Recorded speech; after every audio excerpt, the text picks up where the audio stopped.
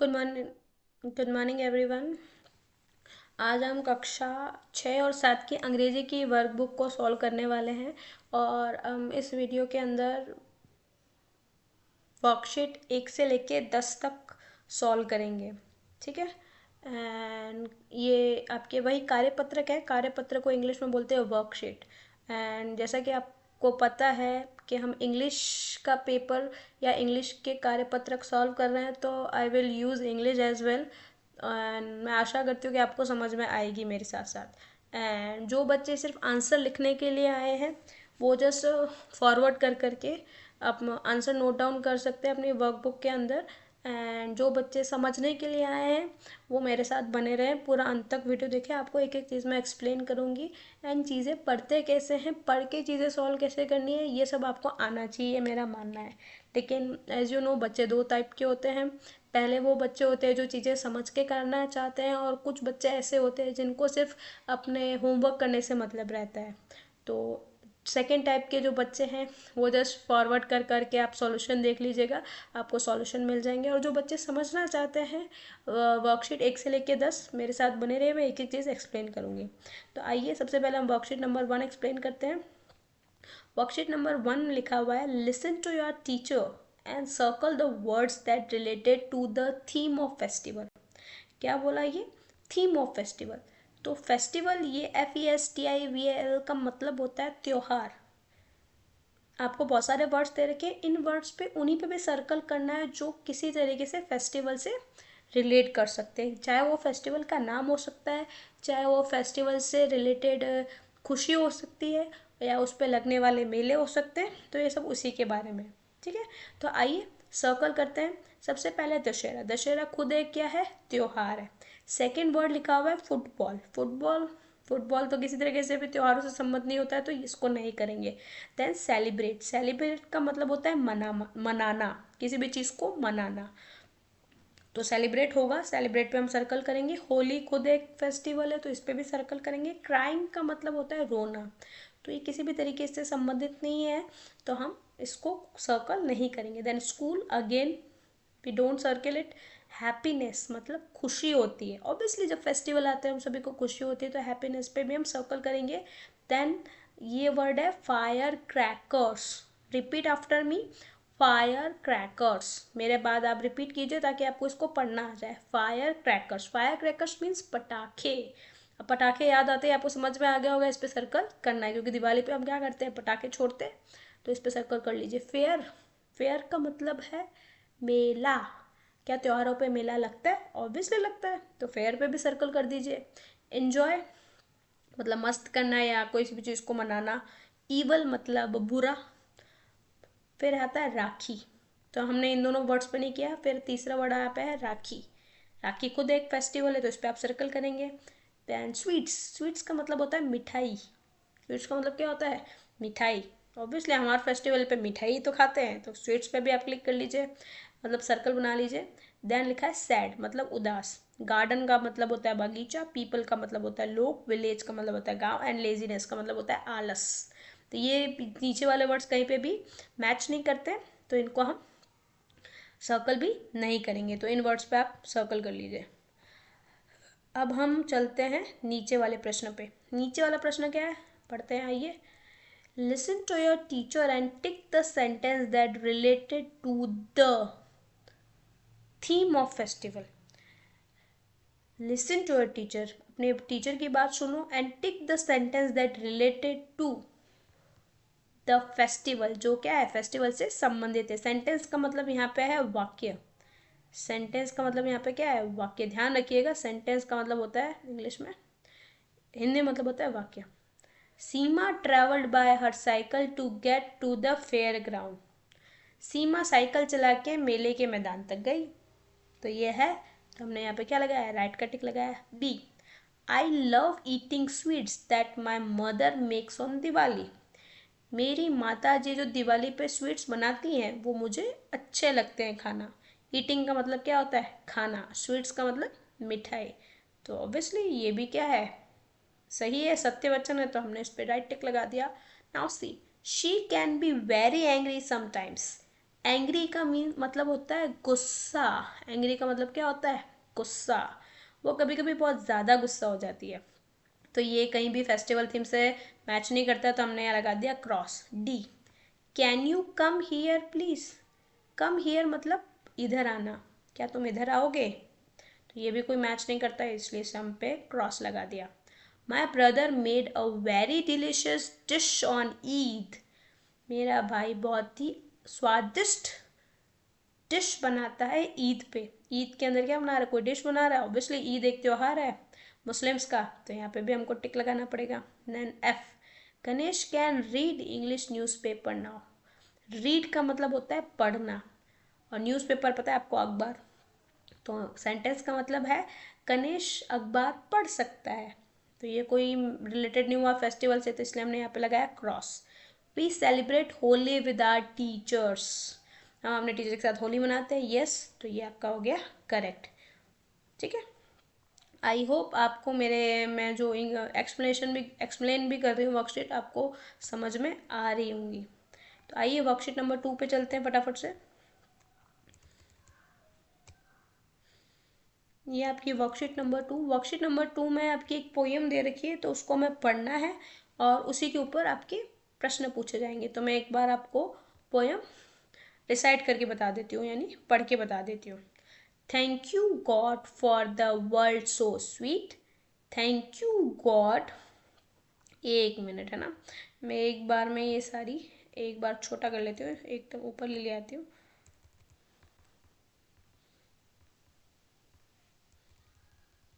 ये आ गई पूरी पोएम ऊपर एक बार में। ठीक है, अब पढ़ लेते हैं। फर्स्ट लाइन लिखिए, थैंक यू गॉड मतलब भगवान।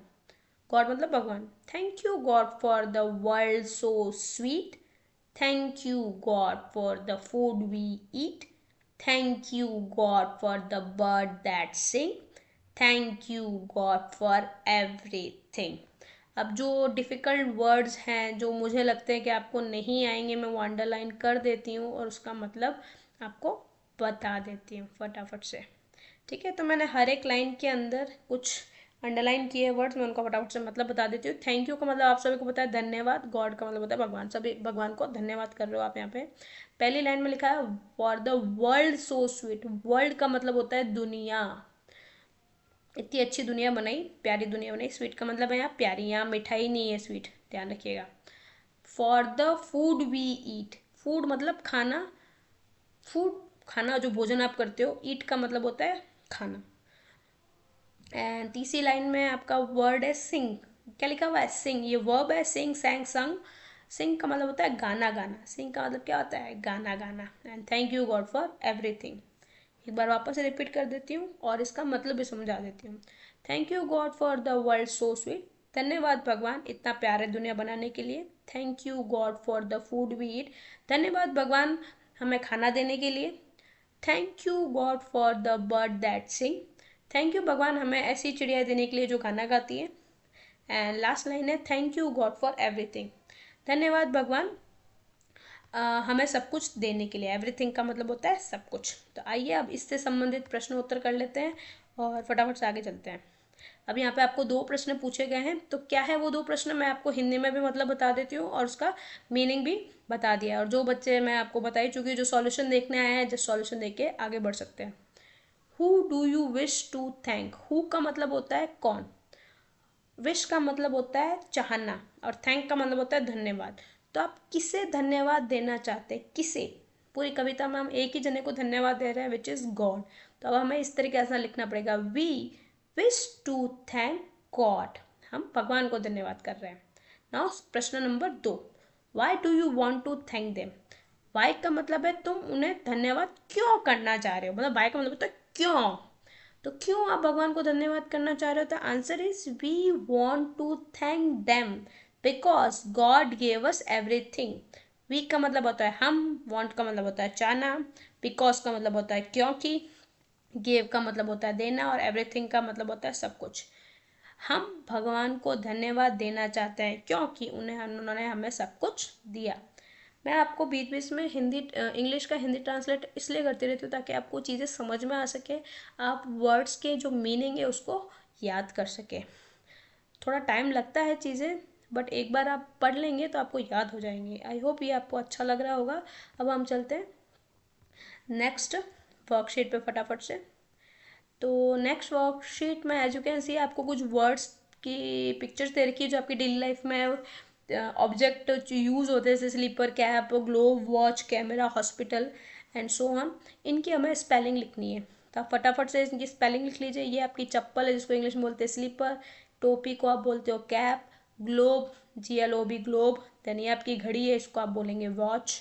ये है आपका कैमरा, तो ये आपने लिख दिया कैमरा। ये अस्पताल है, अस्पताल है मुझे कैसे पता चला, इस प्लस के साइन से। तो यहाँ पे आपको लिखना है अस्पताल को हम इंग्लिश में बोलते हैं हॉस्पिटल। क्या बोलते हो आप, हॉस्पिटल। एंड नीचे आपके दो लाइंस और हैं जिसमें फर्स्ट आपके जूते बने हुए हैं, जूतों को हम बोलते हैं इंग्लिश में शूज़। ये टीवी नहीं है, ये सेकंड नंबर पे क्या है आपका लैपटॉप बना हुआ है, तो आपको लैपटॉप की स्पेलिंग लिखनी है। देन ये कूलर है, कूलर की स्पेलिंग। तरबूज लिखना है, तरबूज को इंग्लिश में बोलते हैं वाटरमेलन। क्या बोलते हैं, वाटरमेलन। तो ये आपने वाटरमेलन की स्पेलिंग की। ये आपकी अलमीरा, अलमारी है जिसको इंग्लिश में बोलते हैं अलमीरा। क्या बोलते हैं, अलमीरा, ALMIRAH, अलमीरा। देन ये आपकी बोतल है, तो हमने इसको लिखना है BOTTLE। ये बहुत ही ईजी है, ये हर कोई बच्चा कर लेगा आई होप। इसलिए हम आगे बढ़ते हैं वर्कशीट नंबर 4 पे। वर्कशीट नंबर 4 पे भी पोएम है, हमें उसको पढ़ना है और कुछ राइमिंग वर्ड्स है, उसके अकॉर्डिंग हम आगे बढ़ने वाले हैं। Sing a song of people walking fast or slow, people in the city, up and down they go. People on the sidewalk, people on the bus, people passing, in the back and front of us. People on the bus stand, some sitting on the ground, people riding bikes, round and round and round. अब मैं थोड़ा slow भी पढ़ देती हूँ ताकि आप समझ सके कि ये है क्या। Sing a song of people walking fast or slow. एक minute. Sing a song of people walking fast or slow. People in the city, up and down they go. People on the sidewalk, people on the bus, people passing in the back and front of us. People on the bus stand, some sitting on the ground, people riding bikes round and round and round. तो ये हो गई आपकी poem. अब इससे related प्रश्न उत्तर कर लेते हैं। Write some rhyming words from rhyme. अब राइमिंग वर्ड्स क्या होते हैं, जो साउंड, जो जिनकी साउंड्स क्या होती है, सेम होती है। दो या दो से अधिक वर्ड्स की जब राउंड साउंड मतलब आवाज़, साउंड मतलब आवाज़ सेम होती है तो उनको हम राइमिंग वर्ड्स बोलते हैं। जैसे ग्राउंड एंड राउंड, पूरी पोएम में दो वर्ड्स ऐसे जिनकी साउंड क्या होती है, सेम है। पीछे का देखो राउंड, ग्राउंड, आउंड आउंड आवाज़ आ रही है ना, तो ये राइमिंग वर्ड्स हैं। ठीक है, दो ही थे तो मैंने लिख दिए। अब है दूसरा प्रश्न, write some opposite words from rhyme. Opposite words मतलब विलोम शब्द, विपरीत शब्द। तो सबसे पहले लिखा था बैक, बैक का मतलब है पीछे और फ्रंट का मतलब है आगे। तो back and front. Fast and slow भी था, फास्ट का मतलब है तेज, स्लो का मतलब है धीरे, जो किताब में पहले से दे रखा है।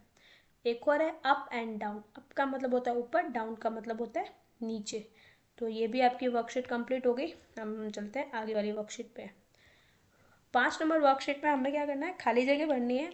कुछ 10 वर्ड्स आप देख सकते हो इस बॉक्स में दे रखे हैं। इन बॉक्स में जो वर्ड्स अप्रोप्रिएट हैं इन उसके मीनिंग के अकॉर्डिंग हमें इन 10 सेंटेंस में फिलअप करने हैं। तो सबसे पहले लिखा हुआ your bag is too heavy, आपका बैग बहुत भारी है। ठीक है। सेकंड लिखा है I have a sharp knife. Second में आप क्या फिल करेंगे, शार्प फिल करेंगे। क्या फिल करेंगे, शार्प, क्योंकि नाइफ कैसा होता है, नाइफ मतलब चाकू। कनाइफ नहीं पढ़ना है, इसको आप कनाइफ नहीं पढ़ेंगे, इसको आप पढ़ेंगे नाइफ। के यहाँ पे क्या रहता है, साइलेंट रहता है, ध्यान रखिएगा यहाँ पे के साइलेंट रहता है। Third, her room is so clean, उसका रूम बहुत क्या है, साफ है। My sister hairs are curly, मतलब घुंघराले, मेरी बहन के बाल क्या है, घुंघराले हैं। पांचवा, आई डोंट लाइक स्ट्रीट, खाली जगह भरी, हमने उसमें भरना है डर्टी। डर्टी का मतलब होता है गंदा, मुझे गंदी गलियां पसंद नहीं है। स्ट्रीट का मतलब यहाँ पे है गलियां, ये जो स्ट्रीट है इसका मतलब है यहाँ पे गलियां। ओके। छठा, all teachers in my school are, मेरे अध्यापक, मेरे स्कूल के अध्यापक सभी क्या है, हेल्पफुल है, मददगार है। हेल्पफुल का मतलब यहाँ पे क्या है, मददगार। 7वां, महाराणा कुंभा वाज अ खाली जगह king, great king. Maharana Kumbha का क्या थे, महान राजा थे। किंग का मतलब सभी को पता होगा, राजा। 8th, ऑल खाली जगह soldier visited new Delhi, all brave soldiers. क्या है ये, ब्रेव मतलब बहादुर। ब्रेव का मतलब यहाँ पे क्या है, बहादुर। Okay, now 9th, the sunlight. Sunlight का मतलब होता है धूप। The sunlight is so bright. Bright का मतलब होता है चमकदार है, चमकीली है। ठीक है, now 10th, Veenu has a खाली जगह ड्रेस। कैसी ड्रेस है वीनू के पास, रेड कलर की ड्रेस है। आई होप आपने फिल इन द ब्लैंक्स मेरे साथ साथ भर लिए होंगे और मीनिंग भी समझ लिया होगा। फिल इन द ब्लैंक्स में ऑल आपको क्या है, सेंटेंस रीड करके उसका मतलब समझ में आना चाहिए, तब आप आराम से क्या कर सकते हो, सेंटेंस को कर सकते हो। चलते हैं आगे, वर्कशीट नंबर 6। ये सबसे इजी वर्कशीट है। इसके अंदर आपको सेंटेंस पढ़ना है और उसमें जो भी चीज़ समझ में आ रही है उससे संबंधित आपको क्या करना है, डायग्राम ड्रॉ करना है। क्या है, listen to your teacher, read the following sentence and draw a picture. ठीक है, सबसे पहले लिखा है this cat is on mat. Cat कहाँ बैठी है, मैट के ऊपर बैठी है, तो कैट मैट के ऊपर बैठी हुई दिखा दी। सेकेंड है देयर आर 2 बॉल्स। यहाँ पे कितनी बॉल है, 2 बॉल है, तो बॉल की पिक्चर बना दी हमने 2। This is a big basket. एक बड़ी बास्केट मतलब टोकरी की पिक्चर बनानी है, तो आपने यहाँ पे टोकरी की पिक्चर बना दी। एंड 4th में लिखा है the box is on table. क्या लिखा हुआ है चौथा में, the box is on table. तो आपको किसकी पिक्चर बनानी पड़ेगी, टेबल की। और आप चाहो तो इसके ऊपर एक बॉक्स भी बना सकते हो, क्योंकि इस पर लिखा है the box is on table, तो एक बॉक्स जो है किसके ऊपर पड़ा है, टेबल के ऊपर पड़ा है, तो यहाँ पे आप एक बॉक्स भी बना सकते हो इफ़ यू वांट। देन 5वां है that is a big green tree. ये एक हरा पेड़ है, तो यहाँ पे आपको किसी पिक्चर बनानी, ट्री की पिक्चर बनानी, बना दो। फिर लिखा हुआ है 6ठा, आई एम सैड। मैं उदास हूँ। सैड का मतलब क्या होता है, उदास, तो उदास की पिक्चर बना दो, इमोजी बना के थोड़ा उदास बता दो। फिर है 8वां, दीज आर 4 कप्स। कितने कप्स है, 4 कप्स है, तो 4 कप्स की पिक्चर बना दो। तो ये 4 कप्स की पिक्चर बना दी आपने। इट इज़ अ केक, तो केक की पिक्चर बना दी आपने। केक सबको पसंद है और केक की पिक्चर सबको बनानी आती होगी I guess. And the rat is in the house. चूहा घर के अंदर है, तो घर की पिक्चर बना दो। बस ये सबसे एज है। अगर आपको कलर करना है तो आप कलर भी कर सकते हो, बट आई सजेस्ट कि पेंसिल ही यूज़ करो, क्योंकि कलर करोगे तो गंदा भी हो सकता है वर्कबुक। चलिए आगे चलते हैं अब। वर्कशीट नंबर कौन सी है अब, वर्कशीट नंबर है 7। 7 के अंदर क्या है, मैं थोड़ा पहले पेज छोटा कर देती हूँ ताकि आपको सबको अच्छे से दिखे और आप कोई गलती भी ना करें। तो ये है पूरा पेज। अब इस पेज में क्या है, match the given pictures with the corresponding sentence. एक साइड में क्या बना हुआ है, पिक्चर्स बनी हुई है, और दूसरे साइड में सेंटेंस लिखे हुए हैं। तो जो भी अप्रोप्रिएट सेंटेंस जिस पिक्चर के साथ मिल रहा है उससे अपन को क्या करना है, मैच करना है ना। फटाफट से आपको सारे सेंटेंस का मतलब समझा देती हूँ और आप उस पर उसके अकॉर्डिंग मैच करेंगे, और मैच आप खुद करेंगे। फर्स्ट सेंटेंस लिखा हुआ है the trash was lying around in my room. कचरा बिखरा हुआ है मेरे रूम के अंदर। तो किसी पिक्चर में अगर किसी रूम में कचरा बिखरा हुआ है तो उसको इससे मैच करना है। I blame Sino for making us lose cricket match. ऐसी पिक्चर ढूंढनी है जिसमें क्या कर रहा हो, आदमी एक दूसरे इंसान को ब्लेम कर रहा हो या उस पर आरोप लगा रहा हो कि तेरी वजह से हम क्रिकेट मैच हार गए। तीसरा sentence, I have black car. मेरे पास एक काली कलर की कार है। देन 4th में लिखा हुआ है I will buy a new broom and sweep the floor. Broom का मतलब होता है झाड़ू और स्वीप का मतलब होता है साफ करना, फ्लोर का मतलब आंगन। मैं एक नया झाड़ू खरीद के आंगन साफ करूंगा। तो कहीं पे आपको झाड़ू की पिक्चर दिख रही है तो उससे मैच कर दीजिए। देन है I have many apples in my basket. कोई पिक्चर में कोई टोकरी में बहुत सारे अगर आपको सेव दिख रहे हैं तो उससे मैच कर दीजिए। There is a cobweb on the wall. Cobweb का मतलब होता है मकड़ी का जाला। कोब वेब मतलब मकड़ी का जाला। तो कहीं पे आपको मकड़ी का जाला दिख रहा है तो उस पर आपको इससे मैच करना है। एंड लास्ट सेंटेंस है my brother loves to sweep the floor, मेरे भाई को सफाई करनी बहुत पसंद है, तो कोई एक लड़का झाड़ू लगाता हुआ दिखे तो उससे इसको मैच कर दो। ये आप खुद ही कीजिएगा, मैंने आपको सेंटेंस का मीनिंग बता दिया, तो आई होप इतना तो आप कर ही सकते हैं। अब है वर्कशीट नंबर 8, मैं इसको वापस से बड़ा कर लेती हूँ ताकि आपको वीडियो में कोई दिक्कत नहीं हो। तो यहाँ पे हमको क्या करना है, read the given sentence and right the answer in a one word. वाक्य के लिए हमें क्या देना है, एक शब्द देना है। तो मैं रीड करती हूँ और आप भी गेस कीजिएगा कि क्या फिल करना है। I use it to write my thoughts, उससे मैं अपने विचारों को लिखता हूँ। जो पी से स्टार्ट होता है विच इज़ पेंसिल, तो यहाँ पे क्या लिखना है, pencil. Second, I keep my books in it, जिसके अंदर मैं अपनी किताबें रखता हूँ या कॉपियाँ रखता हूँ। तो किसके अंदर रखते हैं आप, बैग के अंदर, तो यहाँ पे सेकेंड में आ जाएगा bag.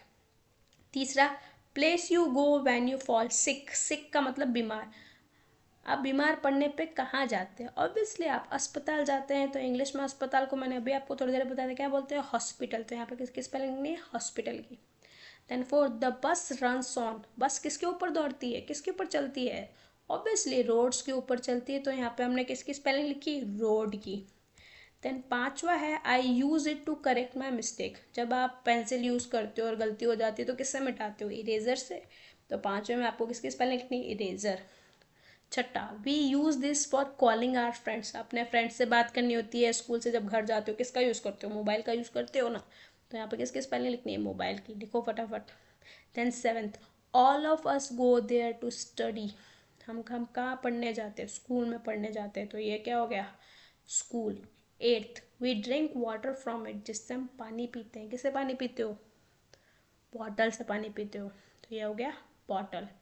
They teach us in school, आपको स्कूल में कौन पढ़ाता है, टीचर्स पढ़ाते हैं। तो यहाँ पे क्या आएगा, टीचर्स। देन लास्ट 10th है, वी स्लीप ऑन इट, किसके ऊपर आप सोते हो, बेड के ऊपर सोते हो। तो answer is bed, B D, bed. I hope आपको ये करने में मज़ा आया होगा। अब 9th नंबर वर्कशीट, 9th में भी क्या है, एक पोयम है, हिप हॉप रॉक। पोयम का टाइटल क्या है, हिप हॉप रॉक। तो आइए इसको मैं आपके लिए रीड कर देती हूँ ताकि आपको प्रोनाउंसिएशन आ जाए। हिप हॉप हिप, क्या लिखा हुआ है, hip hop hip, in the fog I see frogs stop on a log with a hip hop hip sitting on a rock. I see 4 frogs on the rock. Hip hop hip, now it's hot. Now it's hot. I see frogs jump off their spot with a hip hop hip, hopping off a log. There are no frogs on the rock. अब मैं फटाफट से meaning भी समझा देती हूँ। मेंढक कैसे उछलता है, हिप हॉप हिप, तो उसको उन्होंने हिप हॉप हिप से बताया। इन द फॉग, फॉग मतलब कोहरा, FOG, फॉग का मतलब यहाँ पे क्या है, कोहरा, ठीक है। फिर आई सी फ्रॉग्स, फ्रॉग्स मतलब मेंढक, मेंढक को आप क्या बोलते हो इंग्लिश में, frogs. Stop on a log, log मतलब लकड़ी का लट्ठा, लकड़ी के लट्ठे पे आके मेंढक रुक गए हैं। With a hip hop hip मतलब कूदते कूदते आके वो किस पे रुक गए, लकड़ी के लट्ठे पे आके रुक गए। Sitting on a rock, sitting मतलब बैठे हैं, कहाँ पे बैठे हैं, रॉक के ऊपर, रॉक मतलब चट्टान।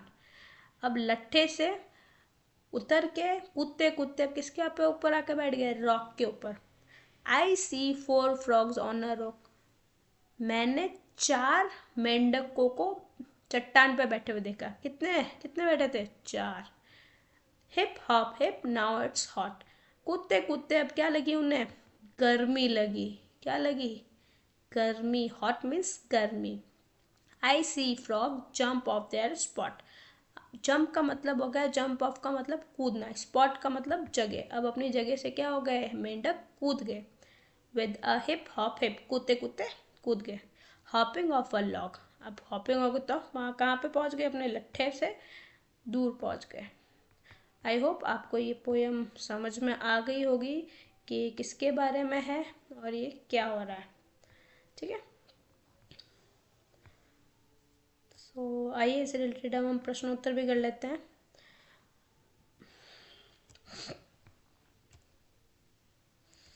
इसके अंदर आपको 4 प्रश्न पूछे हैं। कितने? 4 क्वेश्चन दे आस्क्ड यू। तो फर्स्ट क्वेश्चन है, can you identify and write some rhyming words. तो आपको राइमिंग वर्ड्स पूछे हैं। पहला है फॉग एंड लॉग। अभी मैंने आपको बताया था राइमिंग वर्ड्स क्या होते हैं, जिनकी पीछे की साउंड क्या आती है, सेम आती है। तो फॉग और लॉग की सेम आती है। आप बोल के देखिएगा घर पे, आपको पता चल जाएगा। फिर ये एस नहीं है, सिर्फ ये हॉट है, HOT, hot and spot. Hot and spot, यहाँ पे एस नहीं लिखना है, HOT, हॉट एंड स्पॉट लिखना है। फिर है second, how many frogs were sitting on the rock. How many मतलब कितने मेंढक बैठे थे चट्टान पे। तो 4 frogs were sitting on the rock. Third, why did the frog jump off the rock? why का मतलब होता है क्यों, जंप ऑफ का मतलब होता है कूदना। क्यों मेंढक चट्टान से कूद गए? क्योंकि वहाँ पे गर्मी थी। The frog jump off the rock because it's hot. Fourth, in which season do you see frog the most. कौन से सीजन में आपको फ्रॉग सबसे ज़्यादा दिखते हैं? रेनी सीजन में, बरसात के सीजन में सबसे ज़्यादा दिखते हैं। तो आपको लिखना पड़ेगा, in rainy season we see the frog the most. तो ये भी आपकी वर्कशीट हो गई है। अब चलते हैं हम आगे वाली वर्कशीट के ऊपर।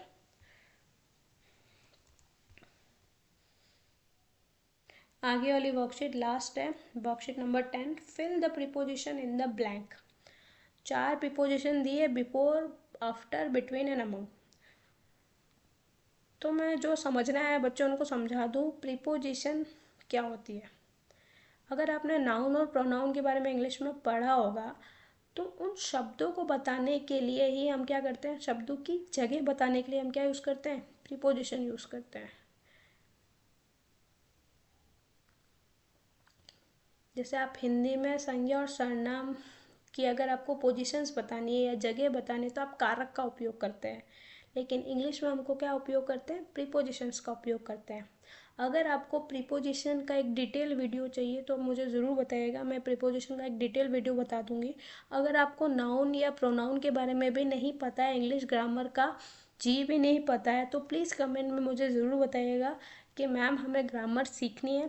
तो I will make video on that also. मैं उसके ऊपर भी वीडियो बना दूंगी ताकि आप अच्छे से समझ पाए, क्योंकि अभी मैं एक एक चीज़ एक्सप्लेन करने लग गई तो वीडियो बहुत लंबा हो जाएगा, जो मैं नहीं चाहती हूँ, इसलिए मैं इसको शॉर्ट में बना रही हूँ। जिन बच्चों को तकलीफ़ है प्रीपोजिशन समझने में, जिनको नहीं समझ में आ रहा है, मुझे कमेंट बॉक्स में लिख के ज़रूर बताएं।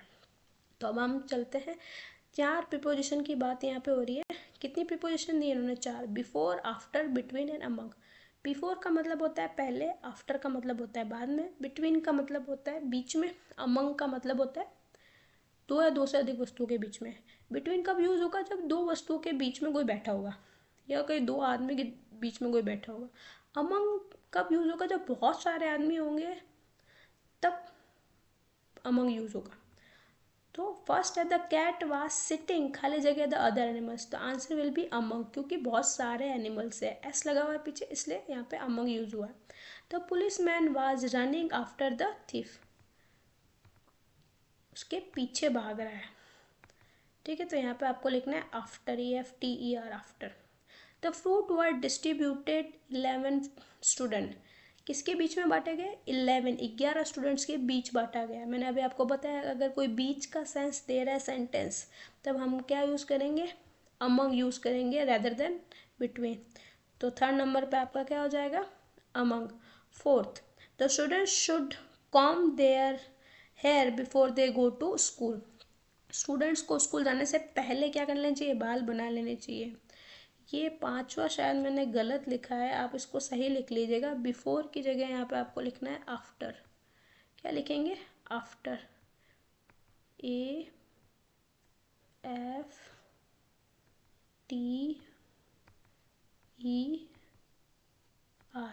ये ध्यान रखिएगा।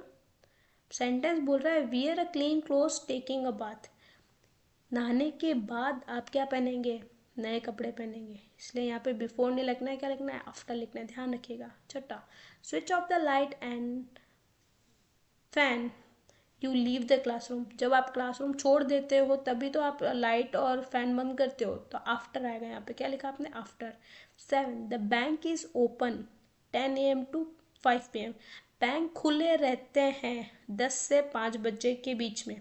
तो यहाँ पे दो ही टाइम दिया गया है, 10 से 5, तो इसलिए हमने यहाँ पे क्या यूज़ किया, बिटवीन।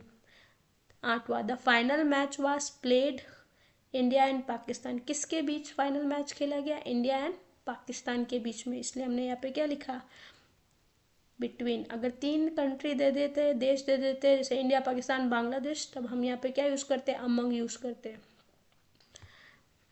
अब है नम्मा, we should wash fruit before eating them. खाने, फ्रूट खाने से पहले यानी फल खाने से पहले हमें उसे धो लेना चाहिए। तो पहले के लिए हम क्या लगाते हैं, बिफोर, तो यहाँ पर बिफोर लगा दीजिए। Rita is sitting between Payal and Meena. Payal और मीना के बीच में बैठी, दो लोगों के बीच में बैठी, इसलिए हमने क्या लगा दिया, between. I wash my hand after using the toilet. Bathroom जाने के बाद ही आप क्या करते हो, अपने हाथ धोते हो, इसलिए 11th में क्या आया है, आफ्टर आया है।